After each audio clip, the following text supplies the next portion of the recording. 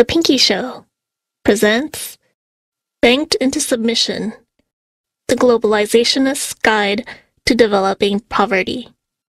Narrated by Pinky. I'm kind of having mixed feelings about all this aid we're giving away to these third world countries. I know they're desperately poor, but can we really afford all this charity? Let me explain something to you. The way we have the system set up, we can't afford not to give them aid. First of all, take a look at who controls the World Bank and IMF. The US, the Western Europeans, Japan. It's basically the old colonial powers. Obviously, that's not coincidental. After decolonization, we all had to find new, more subtle ways to extract wealth from our former colonies. People with power aren't just gonna wake up one morning and say, "Gee, I feel like giving away all my power today." After several hundred years of exploitation, one thing is certain. We have money, and they don't.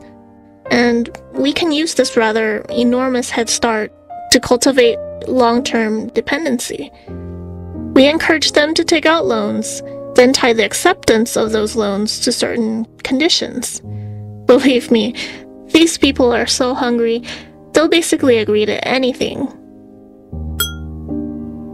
We tell them if they want the money, our corporations get to go in and work their people for pennies. We want zero environmental controls. We give ourselves massive development projects. They pay us with the money we just loaned them. It's also good to steer their economy away from self-sufficiency. It's better for us when their productivity is tied to a global economy and geared towards making nothing but cheap exports.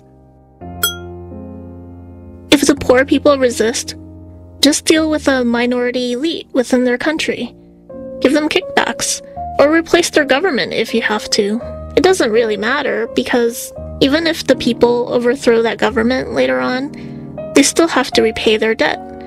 And when the interest on that debt exceeds the country's entire GDP, that's when you know you really own their asses. That's so cool. Isn't this pretty much how banks operate in the ghettos? I never realized it could also work so good on a global scale.